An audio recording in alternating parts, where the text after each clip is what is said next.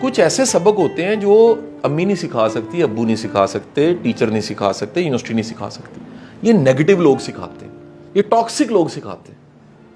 And they teach you کہ یار دنیا اسی بھی پیدا ہوئے ہیں, صرف پازیٹیو نہیں نے. And you have to save yourself at my stage. مجھے بڑے لوگ پوچھتے ہیں کہ شاہ جی آپ کا اس وقت کا تازہ سبق کیا ہے جو آپ 45 سال کی عمر تک جا کے آپ نے سمجھا ہے. میں کہتا ہوں جی ایک نقطہ, اپنے ہوپ کو, اپنے جذبے کو اور اپنے مشن کو بچانا سب سے بڑی بات. اگر آپ کی کوئی امید ہی چھین کے چلا گیا, اس سے بڑا ڈاکو کوئی نہیں. تو آپ طے کر لیتے ہو کہ یار یہ جو مینوپولیٹو ہے یا ٹاکسک ہے یا نیگیٹو ہے, یہ تو مجھے پتا لگا یہ ہے, یہی بڑی بات ہے, مجھے پتا ہے. پہلی چیز تو یہ, فرض کرو پتہ ہی نہ ہو, اگر کوئی نیگیٹو زندگی میں ایکسپوز ہو گیا نا, اللہ کا شکر ادا کرے, یا باری تعالیٰ مجھے یہ پتا لگ گیا یہ ہے, پتہ ہی نہ ہو. دیکھو نا, آپ نے کہتے ہیں آستین کا سانپ برڈ ہے, تو آستین تو بڑی قریب ہوتی ہے, اور اگر خبر ہی نہیں ہے کہ آستین میں سانپ ہے تو وہ خطرناک ہے. اگر آپ کو پتہ لگ گیا کہ کوئی کیا ہے, تو پھر اگلا آرٹ ہے.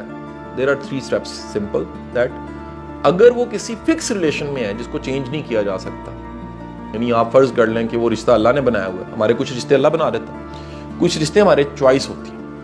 اس میں سب سے قریبی تو ہسبینڈ وائف کا ریلیشن, یہ چوز ہوا ہوتا ہے نا, قبول ہے قبول ہے قبول ہے کا ورڈ. پھر ایک ورڈ ہے دوست, یہ بھی وہ لوگ ہوتے ہیں جو ایڈ ہوتے ہیں. پھر اس میں بھی 3 قسمیں آگے سے.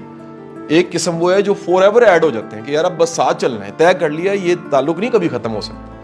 کچھ لوگ ہوتے ہیں for a time being add ہوتے ہیں. اچھا, کچھ لوگ ہوتے ہیں وہ ٹائم بینگ بھی نہیں ہوتے, وہ لگ رہا ہوتا ہے لیکن ہوتے نہیں دوست. ہمیں جاننے والے کو بھی ہم بڑی جلدی میں دوست کہہ دیتے ہیں, جاننے والے کو دوست کہہ رہے ہوتے ہیں. تو واپس آؤں گا تو پہلی چیز تو یہ ہو جاتی ہے کہ آپ نے اگر وہ رشتے جو اللہ نے بنائے ہیں پلس وہ رشتے جو چوز کر لیں, یہ سمجھ کے کہ نہیں یار میں نے ان کو لے کر چلنا ہے, دین پے دی پرائز ٹو برداشت.